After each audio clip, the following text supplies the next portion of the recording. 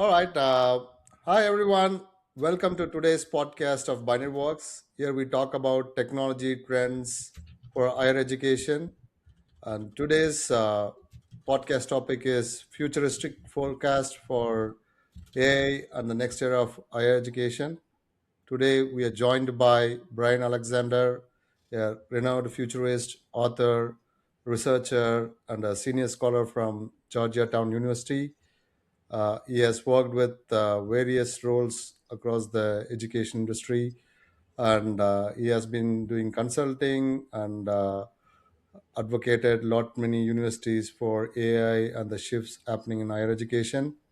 Let's explore about how the future is going to look for higher education with AI-driven future.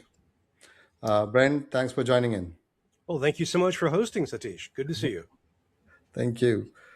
So, Brian, let's start straight to the point. Like, you have spent a lot of years in higher education. What do you see in 2035, the future of higher education would be?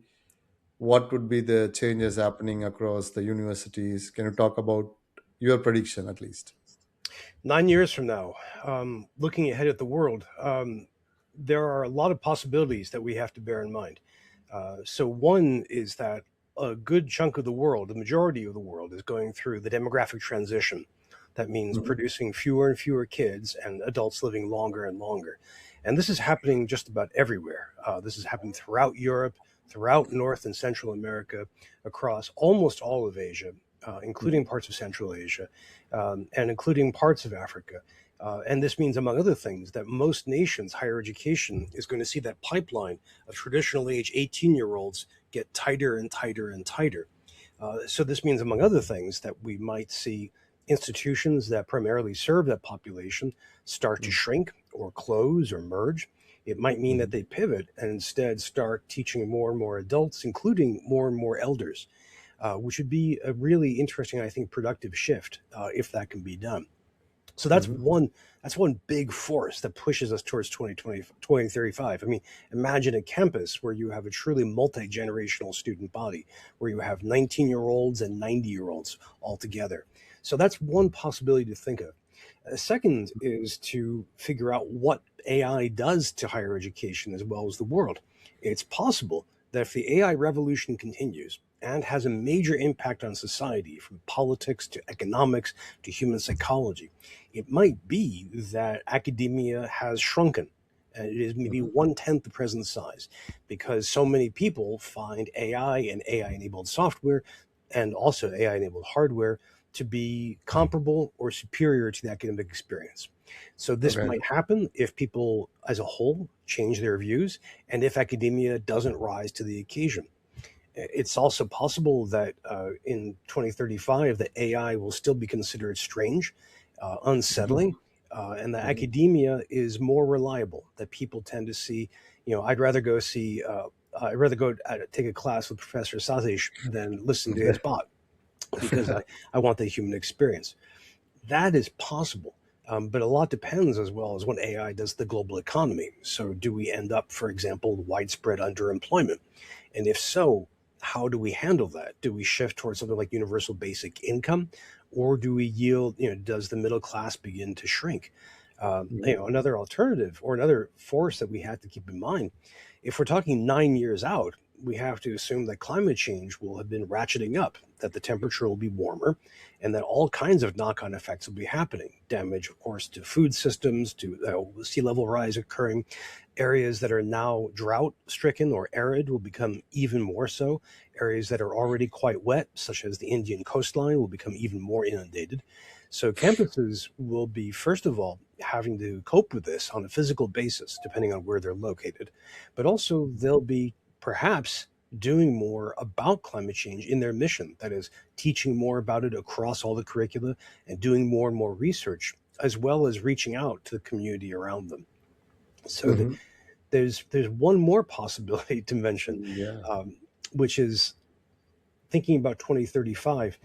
It might be that the world's economy is much more unequal. That a handful of people, think the Elon Musks of the world own more and more of the global economy, and everybody else has fallen behind, in which case we've had to rethink higher ed's function.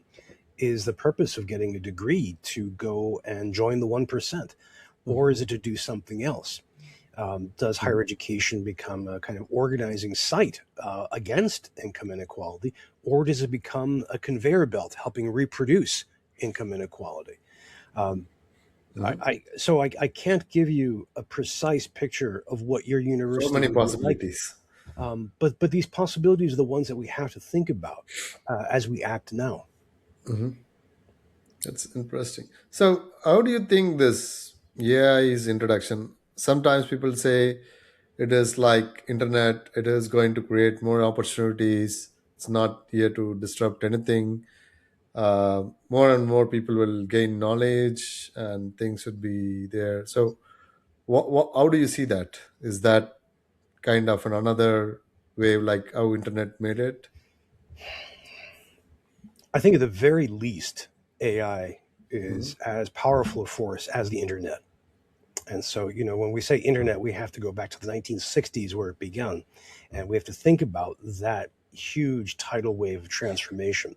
So, everything built on top of the internet, think about the web, think about mobile devices, think about network journalism, all this good stuff, the whole digital economy. So, AI might be that powerful. I'm Mhm. saying might because so much of that is fluid right now. It's not Mhm. clear just how far we can proceed with the LLM architecture. The large Mhm. language models, we might at some point hit their limits and they can't take us too much further. It's possible that we will go beyond those limits. It's possible that we'll be looking at something like Mhm. artificial general intelligence or artificial superintelligence, depending on how that plays out and depending on how we respond and what we think of it. If you there's some great polling which shows that countries in Asia and some in the Middle East are very, very excited about AI, whereas a lot of the English-speaking countries, especially the United States, are very Mhm. skeptical of AI. So the Okay. joke I've heard is that the U.S. helped invent AI, and we also hate it the most. So a lot depends on what we do with it. So do we decide, that you and I should be running intelligent agents all the time to do all of our work, including emailing each other and doing research and running businesses and so on? Does it mean that we are going to accept AI as a substitute for humanity in different locations? So that will I accept an AI generated film for entertainment or a song for music? Will I accept an AI as a therapist or as a romantic companion? I mean, all of these are in part a technological factor, but also a human factor if we decide to make that happen. So it's Mhm. possible that the AI will leave the internet behind and that this will be Yeah. a massively transformative force where our culture, our religions, our politics, our economics are all massively disrupted. That is possible. Possible. Interesting.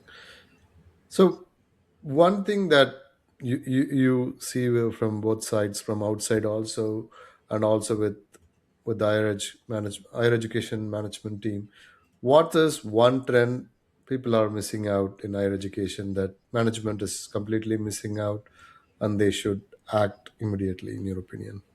When it comes to AI or to everything. In general, any trends? I know there is a lot of students enrollment is not happening, Yeah. or retention is a big thing. Any trends that you see management is not acting effectively, in your opinion? I think it depends in part on which institution. Yeah. But I would say right now that academia as a whole is really struggling to get its arms around AI. Hmm. Many cases, I'm seeing very, very basic approaches.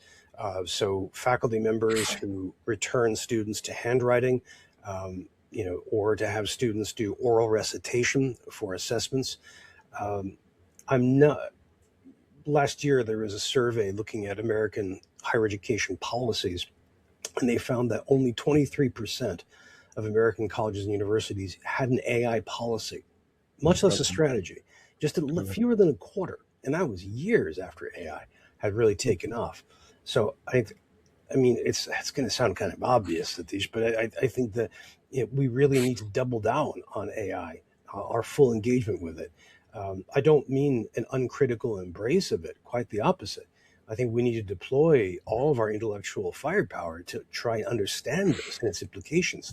To bring on board psychologists who can talk about what it means when someone uses an AI as a friend or a therapist, to have your economists and business scholars speak about the impact of the labor market and finance, Mhm. to have your people in poli sci and history speak about how states are using AI, the use of AI in war.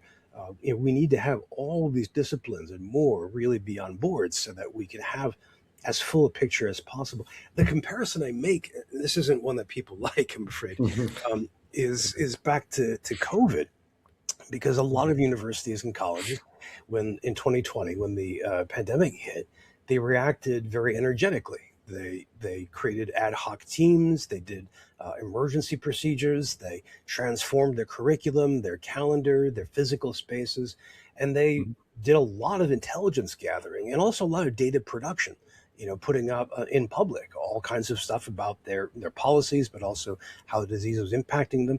I mean, we have that capacity, and AI is at least that powerful a challenge to us, and we need to pivot that far. I mean, so that's the obvious. The biggest trend people miss. Yeah, I would say that. They need to act more in deploying it, correct? The AI Well, policies and everything. deploy. I mean, deploying with it, teaching with AI, researching it, criticizing it, figuring out how enterprises can best engage with AI. Who do you license with? How academic IT negotiates with vendors like Google or Microsoft or OpenAI or Anthropic. Thinking about how we engage with this in terms of policy. So, what does a nation, what does a state, what does a city, what does a supranational organization like the EU do? We have to. This requires a kind of all of the above approach of grappling with all this, and that may include refusal. It may include times where we say we're not going to use AI. I mean, this is one of the great questions: is do Mhm. we outsource everything to AI, Okay. or when do we turn around, and also when do we redesign our use of AI so that AI actually empowers humans, that augments us, that makes us more effective and more capable? I mean, Mhm. these are the kind of practices, this is the kind of research, these are the kind of findings that we have to be doing yesterday. Mhm. I understand. And I know I see that one of the books that you have written in Jan 2026 about peak I read. Hmm. And when you say about peaked, is that not in that book? You also talked about I read is not going to be for everyone. That education for everyone is not going to be the. Is that mean that's what you mean peaked? Can you Yeah. talk about that? Well, let me explain. It's an unusual book in a few ways. Yeah. It's referring this time just to American higher education, because American Mhm. higher education is pretty different from the rest of the world in a lot of ways. Mhm. So the term refers first to the fact that enrollment in American colleges and universities grew and grew from about 1980 to about 2012. I mean, just a huge increase of students. And the whole society more or less came together and said, the more people have more post secondary experience, the better. And then around 2012, we maxed out. We hit about 21 million students. And then for the Okay. next 9 years, every year that number went down a little bit by a little bit by a little bit. And there during the pandemic, of course, it went down by a lot more, like 4 or 5, 6% a year. Now, the past couple of years, we've rebounded a little bit. Maybe it's about 18 million. We're still not at the peak level yet. So I back in 2012, I forecasted this as a possibility. And so one of the things I do in the book is track, how right was I? It looks like for about 11 years, I was correct that American higher ed was down slope from its peak. And then I break down some of the reasons for this. I mean, and one of the reasons is a lot of American attitudes towards higher education have become more and more negative. And for Mhm. different reasons. Some people think that American higher ed is too political. Some think it's too expensive. So, Some think it's not going to generate a good job. But overall, that attitude is really soured. And some of that's very political. The American Republican Party is very critical of higher ed, but they're not alone in this. Uh, Another problem is that the present administration in the U.S. has taken some steps which really further damage higher education. We've, of course, I think all viewers and listeners know that the present administration has been very against immigration, and that has included being very against international students. Well, a lot of American colleges and universities have recruited extensively from foreign countries, from India to China to South Korea to Japan, and so those numbers have ticked down a bit. Um, why this matters is really twofold. One is that there's a financial reason that American higher education is largely private. That is, most American colleges and universities depend on student tuition and fees for their revenue. I mean, some of Mm. them are public, they get some contributions from their government, but the majority get the majority of their income from students. So you see the problem. If the number of students starts to decline, then Mm. start running low on money. And if you look over the past 3 years, Mhm. every college and university, just about, that has made program cuts, that has laid off faculty or staff, or closed or merged, almost every single time they cite declining enrollment. So that's one problem. The second problem, though, is that as a culture, as a nation, America committed itself to this goal of college for everyone, kind of an ideal that everyone should be able to attend college, a community college, a research university, whatever, so long as they got some post-secondary experience.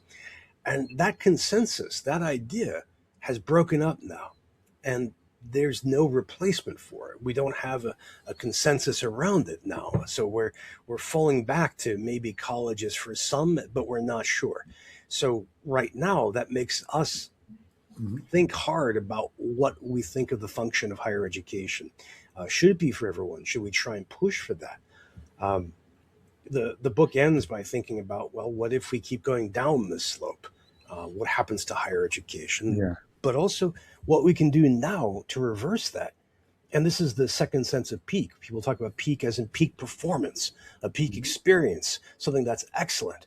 And it's possible that we can rethink, redesign, rebuild American higher education to be awesome and, among other things, attract more and more students and teach them better and better. So that's Mhm. the optimistic note I leave on. Yeah, I hope the optimistic things happen. So the Me other, too. yeah, the other important factor with AI is that the teaching. I know the traditional teaching methodologies might be obsolete, as you said. So, how do you think the AI? What kind of, like you said, like there will be future AI machines that they get trained? What do you think about the teaching with AI? How does it going to make an impact in students' life and everything? Well, we could talk about the impacts we've already seen, and Mm. this is not easy because research on this is still very tentative, and we also have the problem that if you ask people, "Do you use AI? How do you use AI?" they often have incentive to, shall we say, be creative in their response. You know, if they think that AI looks kind of illicit, they might say, "I don't use this stuff at all," even if they do. But if they want to seem like they are very capable and smart and tech savvy, then they might say they use it more than they actually do. And that said, it looks like most students have access to AI and use it for different purposes. One of the purposes we see is producing content for classes, be it a Mhm. paper, be it code for a software class, be it images for a PowerPoint presentation. We also see students using AI as a conversational partner, and that sometimes can be in terms of brainstorming. It can be as an interlocutor to have questions and answers. Uh, One of my students had this really, really clever use where we were reading a theoretical paper for class, and he took a couple of paragraphs that he was struggling with, put them into ChatGPT, and said, "Okay, this is abstract. Give me some concrete examples," and it did, which helped him out. You can see you can see students using chatbots to help their morale, to cheer them up, but also to quiz them and test them to act as tutors. I mean, UNESCO had a paper a couple of years ago with about 14 different roles that AI plays with students, which is all very, very exciting, very interesting. And some of these you could think of as terrible. A student Mhm. who's taking a history class doesn't do the reading, has AI write the paper and submits it. So some degree of that is going on right now. Mhm. And I mean, cheating is not new, of course, but this gives it a new spin. We also see faculty and staff using AI. in their student-facing experiences, either to write lessons, to create syllabi, to create policy, but also to crunch data. A friend of mine has a really fascinating program called Socrate, and what it does is it records a conversation in the class and then analyzes it for the teacher. So the Hmm. teacher can quickly see which student speaks the most, which students are quiet, which Hmm. students interrupted each other, which students needed help speaking, that kind of thing. So the teacher can, the next class can then run in and have a better sense of how to teach it. Um, there's one of the parts of the student experience is going back to what I said about a lack of policies, is that in most colleges and universities, class policies determine AI engagement. So if a student is taking a class from Satish and Satish says, "Well, you can use AI for everything," cool, says the student. Student next class goes to Professor Smith. Smith says, "You cannot use AI. In fact, don't even bring a laptop into my classroom." Okay. Hmm. Next hour, the student goes to Professor Schwa, and Professor Schwa says, "You can use AI for certain things, but only this application that I give you." By the end of the day, the student's mind is going all over the place. Hmm. Right? So that becomes really chaotic for students. So But those are a few of the ways happening right now. do you think that everybody are not equal? So they need different kinds of training, different kinds of materials, Hmm. depending on the skill set. Does this kind of AI can bring the personalization in education, which has been debated for a very long time? Is Yes, this the time you think that it can bring it? it's already doing it. Yeah. It's a matter of just typing in a few buttons to ask an AI to bring you information about something you're curious about. It takes more effort to redesign that so that the AI acts as a tutor to personalize your experience. So if I'm taking a history class and I become really obsessed with the Indian Emperor Ashoka, and the class moves on, but I want to learn more about Ashoka. Well, Mhm. I mean, I can simply ask AI, tell me more about Ashoka, give me some quizzes to help me understand it, show me some maps, point me to some articles, and then remind me every 4 days to do that. It's an open question if a student will know how to do that. Most of them don't. It's an open question if a school will give teachers that power or arrange things so that students can do that kind of thing. Mhm. Um, I mean, there is some pushback, some objections to personalized learning out there. You think about when different schools, different governments, different regions think that you absolutely have to learn these 4 or 5 things in our school. No exceptions, right? So you've got to, depending on the school level, you have to learn citizenship. You have to learn some basic degree of math. You have to learn some kind of textual literacy, right? And there's also the argument that personalization breaks apart the socialization of a class, where if you and I are sitting in the same class day after day, week after week, we get to know each other. But if we're doing our own personalized things, we might, not cohere that way. That said, I think we can do a lot of personalization if we choose to, if we lean into Mhm. this right now. Understand. But how do you think about the assessment would be? Like if Uh, the students can do it, how do you it's a think? nightmare. It's an unsolved problem right now. I mean, it's students have always had the capacity to cheat, and now they have superpowers to do so. And there are people have struggled to figure out ways to adapt to it, and some of the ways are just bad, and some of the ways only work for a niche. So, for example, oral presentations are a really good way for a student to demonstrate what they know. Uh, and you can do that with technology, PowerPoint, or you can do it without technology. But that's an easy way to get a student presenting on their knowledge apart from AI. Problem though, that works in a class if the class is small. Most classes Okay. are not. It also requires the instructor to build that into the syllabus, into the class, but also to figure out how to structure that and how to assess it. And most instructors don't have that training. Mhm. Um, so this might work for some seminars, but for the 100-person intro to biology class, not so much.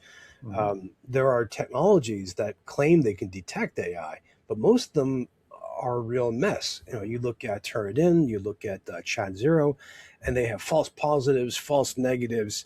I mean, we are already seeing plenty of stories about students who submit their own writing, get it flagged as AI generated, and this can do horrible things to a student who is nervous, a student who is feels lonely or isolated in class. So what we have to do as an academic sector is we have to rethink assessment from top to bottom, and Mhm. that's a big ask. And we have the creativity, we have the intellectual capacity and depth to do it, but it's a big thing to do. And I Mhm. don't believe we have the resources to do it right now. Yeah. And so, speaking about this, so you think AI can also undermine or not making people, the students will not be thinking, they will just go to AI and ask thing. Will that not impact their critical thinking, ability to write things on their own, all these things, Yeah, comprehension, everything? the I like to describe this with a metaphor. Hmm. And AI is like a robot who's with you at the gym. So you go to the gym and you're going to exercise, and this Hmm. robot is there, help, and asks how it can help you. And so one thing you could do is you could say, all right, why don't you go lift those weights for me? Why Hmm. don't you go run around the track? Why don't you do those calisthenics for me? And I'll just sit back and read, or I'll look at TikTok. Right. So that's one possibility. The other possibility is you have the robot help you. So when you're trying to lift something that's too heavy, the robot can spot you. Maybe the robot can cheer you on as you're going along and you're losing energy. Maybe the robot can give you advice about your form in different positions. Maybe the robot can give you advice about your diet and about the timing of exercise and so on. I mean, it's pretty clear the second one is better. Yeah. But the first is going to be tempting, and not always for bad reasons. I mean, you think about a student perhaps who works a full-time job and is caring for children and or parents and is in a class that they don't feel engaged with. Well, it's going to be really tempting to have the robot lift up that weight for them, and then they lose that opportunity to practice and their muscles don't grow. The same is true of their intellectual muscles. Mhm. But I think we can design things so that students instead use the AI as that kind of guide on the side, as that coach to help them out. And that's what we should push for. But we don't have the ability to do that totally yet. So, if we're taking your class on, say, microeconomics, and you've got them all doing great stuff in the classroom, great. The minute they leave and they go on the bus or they go home, then they can put their feet up and have the AI work. So, I think this is a danger, and it's one that we have to try to address right now. Yeah, I got one quote about this. So anybody can AI, you can outsource the AI for thinking, but the understanding you can't outsource it. You need to do it by yourself. Hmm. Only AI That's right. can should do thinking, not understanding things. Well, So you have to understand that yourself. You have to yeah, internalize it. you, You have AI to can't do it. understand it for you. But this is where the AI can really come in. I mentioned Mhm. my example of a student of mine who was struggling with something, and then the AI gave him examples which helped him. And but you and I could do that in a class as human beings. If Mhm. someone asks you, I'm trying to figure out this problem with, say, cash flow in a business, and you're like, well, think of it this way. Oh, I get it. I mean, in many ways, that I get it is why we go into teaching, is to help students have that understanding. Mhm. AI can really help with that, again, if we structure it properly. Honest. So again, with all these innovations and happening around everyone, uh, there is lot many entry level jobs are not happening right now. It's not there. So what would be the future workforce? The expectation is very different now. How is universities are preparing students for that, for the need of the future workforce? Yeah, this is a huge problem. And remember when I Mhm. said that that academic institutions need to be gathering intelligence and bringing to bear their intellectual work. Here's one of the examples. We don't know the impact of AI on the world of work right now. There are three possibilities. Um, we have the historical lesson from the industrial revolutions that says we Mm. invent something new, and that creates a bunch of jobs in that new thing, and that reduces some previous Jobs. employment but generates more, so there's a net growth, right? Mhm. So we have the invention of the automobile, and this is really bad news for the Mm. horse and carriage industry, but it produces a much larger enterprise, much bigger sector, changes the world. um, and that happened time and again with service after service, and so it's possible that's what's happening right now. But the trick is then higher education has to figure out, okay, what are these jobs that are going away, and then what are the new jobs, what are the emerging jobs that we should prepare students for. So this is Mm. one possibility. Second possibility is that the digital world doesn't create a lot of new jobs. Mhm. And for about 20 years, this seems to be the case. You look at companies like Facebook, Instagram, Mhm. WordPress, they, they bring in a lot of money. Some of them are very well capitalized, but very few people work for them. And it might be that what we're leading to is a world of underemployment, where maybe a full time job, say 40 hours, becomes 30 hours, becomes 20 hours. Maybe Mhm. we see more people spending more and more of their time unemployed. In that case, we in colleges and universities have to think, all right, well, if that's the future of work, what are we preparing our students for? I mean, they have to be hyper competitive, so we have to prepare them for that. Should we give them intellectual tools to use in the downtime? Here's a Mhm. third possibility. Mhm. Third possibility is what we experienced with the internet. That the Yeah. internet didn't throw a lot of people out of work, but what it did was it infused the world of work everywhere. So if you're working in a Yeah. bank, if you're working in a law firm, if you're working in a grocery store, if you're working in a government, you've got to use the internet for email, for Slack, for databases, and so on. Um, Mhm. this is the third possibility, that AI just infuses the world of work. Mhm. Now we have to figure out in a college or university, how do you prepare students for that? How much Yeah. training do you have to give them? Um, and the problem is, it could go in any of these three directions right now. And there's data Mhm. all over the place. Like the data about new hires, for example, is really intriguing, but still very fresh. And we don't know, over the past couple of years, we've seen companies fire some people and rehire them. I mean, Okay. it's going to be a real question. I mean, the biggest possibility is that we will face a kind of white collar rust belt where jobs that are primarily intellectual jobs, law, management, engineering, that those jobs start to go away. That's possible, but we have to, as academics, we have to watch carefully. We have to forecast carefully so that we can respond for our students. Mhm.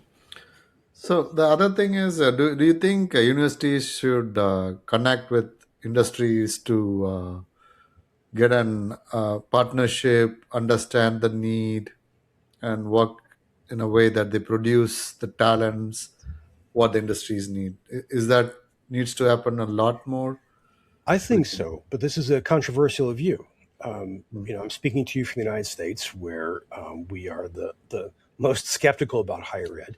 And Mm. in the academy, there are a lot of people who say we should not engage with Google, Microsoft, OpenAI, because we think, or Grok or XAI, because we think they are problematic companies. Maybe some people will say they are too connected to the Trump administration. Some will say they have bad labor practices. There's a whole battery of critique. I think right now we should engage with these companies with a couple of provisos. Mm. One is that we've got to help them understand the academic needs right now. Mm. We've got to work with them on this. And there's a lot of precedent. Apple, Adobe, Microsoft, even Google worked with a lot of colleges and universities because we gave them great feedback. We have lots of users and we can give them information on how that works. And we Mm. had some impact to some degree. So we could have that impact now if we choose to exercise it. But here's the second proviso: we should really dive into the open source AI world. I mean, there are tons of projects out there. If you just go to Yeah. Hugging Face, if you download Llama there, or download DeepSeek, there's a lot of stuff you can do. And this lets a given academic really play with AI, really explore it without worrying about a huge company behind it. One example comes from Switzerland, where they have a project called Apertus, which is a public benefit AI. And what a Okay. fascinating idea. Two of the three partners are academic institutions. We should do that. We can really be creative that way. But Mhm. another part of this is we've also got to engage with public policy. So, as cities, as states, as nation states try to push policies about this or try to modify their policies, we need to be there at the table so we can help them understand this. If they're trying to regulate guardrails on hate speech, if they're trying to do something about employment, if they're trying to do national boundaries with AI and AI sovereignty, academic institutions absolutely have to be at that table when they do that. So that's a qualified yes to your good question. That's good. So, how do you think like the future and universities don't replace human? Because with AI, there will be a lot of technologies, lot many things would be there. Mostly, maybe everything would go online, but human connectivity is one of the key things universities teach to the students. Like, how does that this AI will not replace those kind of things? Well, that's a really, really deep question. Um,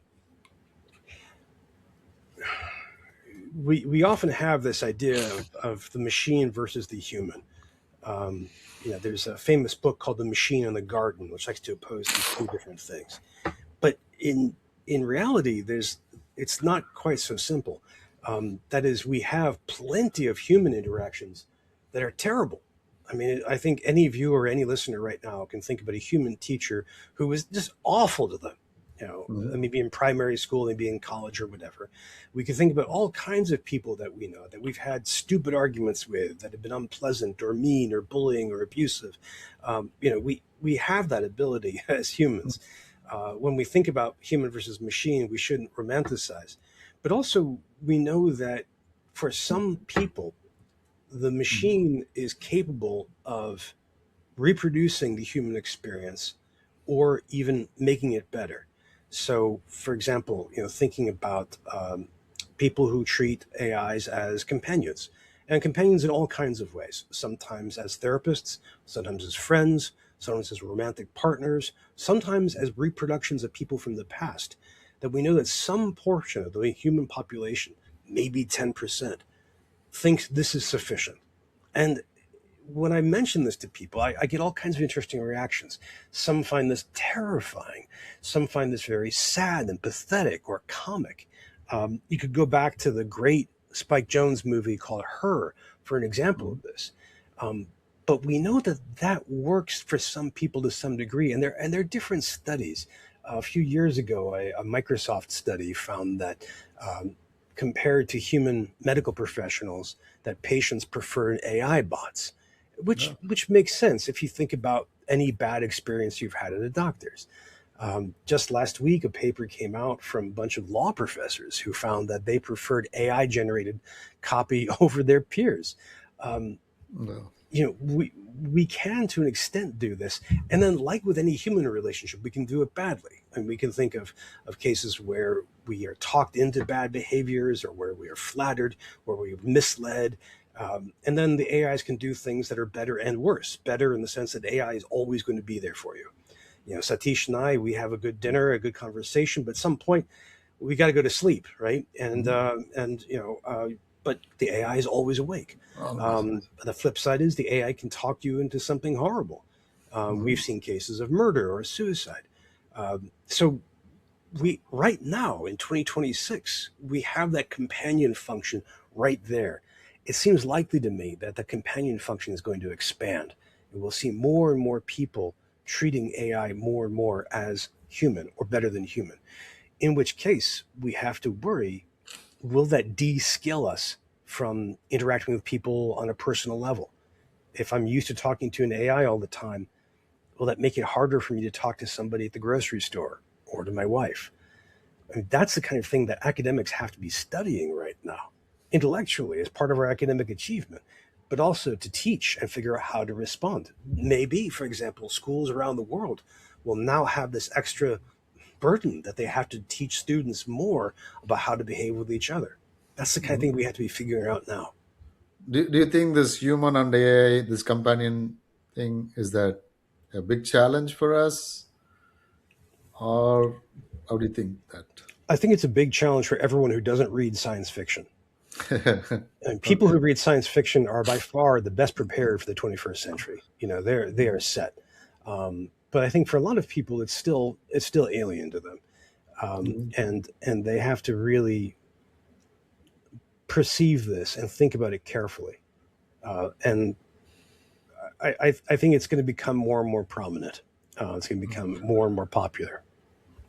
I understand. And how do you think, like in this scenario, like what universities, like leaders who are doing best, are trying to do now so that they are prepared for the future? Like what kind of actions they are taking now?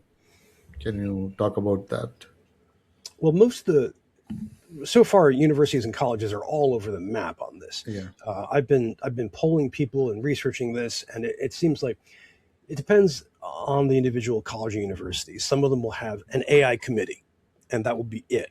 And Mhm. sometimes the AI committee will have a giant amount of money, and sometimes the AI committee will have no money. Some schools will hire an AI specialist, nicknamed the AI czar, and they may have a title like dean for AI or vice president for AI integration. And that one person's job is to get this going. Uh, I've talked to some universities where they have a complex strategy of, say, 10 different committees, each tackling AI from a different point of view. One college I talked to was fortunate to get a massive multi-million dollar gift to set up an AI institute on campus, which is pretty cool. Uh, Mhm. some institutions right now are doing nothing, and Mhm. some of them are letting it all go back to the IT department, so the IT department can take care of it. I mean, it's all over the map right now, but I think overall, we're still doing it too tentatively. We need to do more. How about the workforce? Is the workforce ready to adapt to these AI things, or they are very skeptical now? Let's do it in the old way, or how does that see? I think in the business world, businesses are trying to figure this out. So all the CEOs I talk to, all the investors I talk to say they don't have a solution. They don't have a formula. One pattern that I've seen is people getting part of their job description to include AI. So I Mhm. talked to a CFO who said, I think it's 15% of his time now is doing AI work with his staff. Um, the other job I've heard that I'm interested in is what I've nicknamed the AI wrangler. That's someone who most of their time is spent herding AIs, picking the right AI for the job, correcting the AI when it makes mistakes, connecting AI to the right data set, to the right database, and getting the right output. You think of that as an AI manager if you want.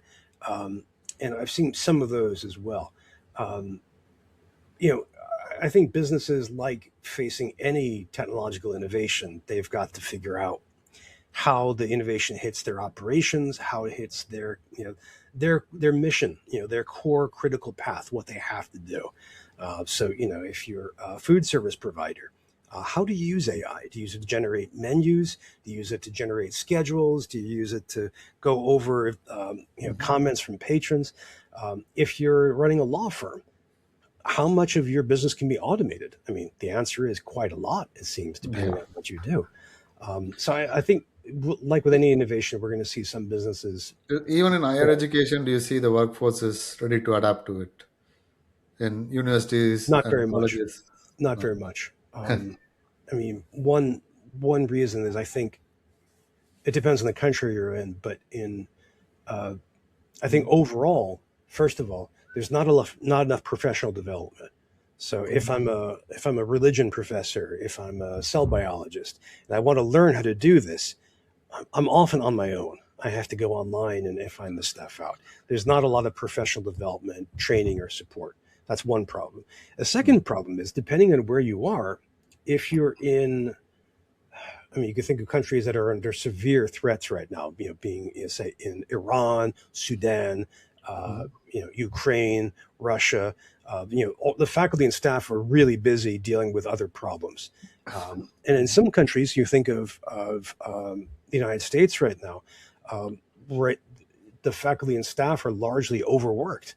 COVID did a number on us. We haven't really recovered from it. A lot of the sector is really struggling. So if you say, all right, to a given professor or librarian or grants Mhm. officer, if you say, I know you're struggling with all this right now, but here's something else for you to worry about. And you may have to rethink everything you do. They'll say, no, I don't have time. Uh, I mean, and it also, I mean, I think the negative attitudes towards AI are a big deal. People see this not as an opportunity, but as Mhm. a real threat to how they teach, how they work, what they do. Mhm. And so they don't want to engage it as much as they want to avoid it. Understand. And one negative thing people always talk about is accessing data to everyone. Like, how do you think AI governance should be administered by universities? Because not everybody should have all the data. There has to be restrictions. Oh, yeah. There are so many. How do you see that, and how universities are preparing for that? Well, before AI, universities and colleges often had structures and policies in place. So you can think about the learning management system or the virtual learning environment, which kept all class data into a specific instance that was only accessible for one given class meeting, one semester. And that was one way to keep copyrighted material secure, for example. We had other policies and laws. In the United States, we've got a federal law called FERPA, which protects students' privacy. We have another law called HIPAA, which protects students in medical situations, including in medical school. We have different universities, different campuses have different policies for this. Then AI shows up and really is a mess for this because it, you know, I'm teaching a class. I could upload all my class material to Notebook LM or Mhm. Gemini or Copilot and give it some questions, like help me prepare my next lesson. What are my students missing? You can see the syllabus. How are we doing so far? And I can get some good advice. That's fine.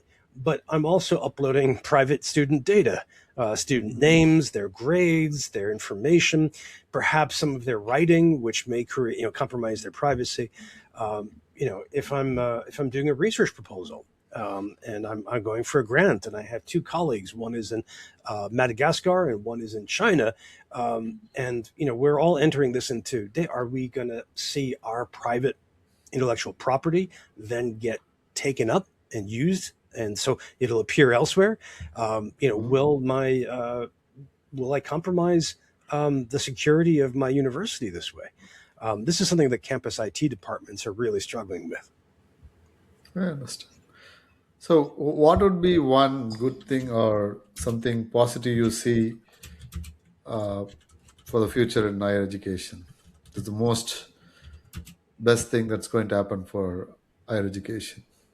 I think the best possible thing will be if we being academia, if we grapple with AI and turn it towards empowering students, empowering researchers, and empowering staff so that it augments and improves our lives and work. Mhm. That's what I want. That's what I want us to do. Um, and we can do it in a bunch of different ways. I mean, one of my favorite ways is for teaching is role playing games, Okay. having students, role play some situation. So, you're teaching a class on ancient Rome. Well, with a paragraph, I can talk an AI into simulating me being on the streets of ancient Rome in, say, 50 CE and having conversations and learning and interacting. Or if I'm teaching a class on meteorology and weather, to have the student simulate being in the middle of a hurricane and they get to see and observe everything else. I mean, simulations and role plays are great pedagogical tools, and AI lets us do that quickly and easily. I mean, so That's that's real. one way. So, one final question like uh, people who are in higher education listening to this podcast, what would be one thing they have to do tomorrow, in your opinion, to better prepare for the future? I think they should take a look at AI Okay. and how it impacts and engages their particular slice of academia. Hmm. So, if you're a scholar of Russian literature, to think about what AI does to your work. So, how it changes students writing papers, but also, is there anything that connects with Russian literature? Can you set up a project where a student uploads 50 wonderful Russian novels to Notebook LM and is able to have a conversation or visualize them and work with them? Um, Hmm. if you're a librarian, instead, working at an academic library, what do you need to do to support your either called users or patrons with their use of AI? Do you have to help them with a kind of baseline AI literacy, or do you have to help them go further than that? Um, that's my first piece of advice: is from your professional view, grab onto AI, grapple with it, wrestle with it, understand it, and how it can enhance and improve your work and what it does. Interesting. Right. Thanks, Brian. Thanks for your time. I hope the podcast is useful for everyone. I believe we will connect with you another 6 months. I think that'll be the world would have changed by that time, It will. uh, and we would have a lot more to talk. Thank you, Brian, and have a great day. Thank you so much for the conversation today. It's been a real pleasure. Thanks, everyone. Bye, guys.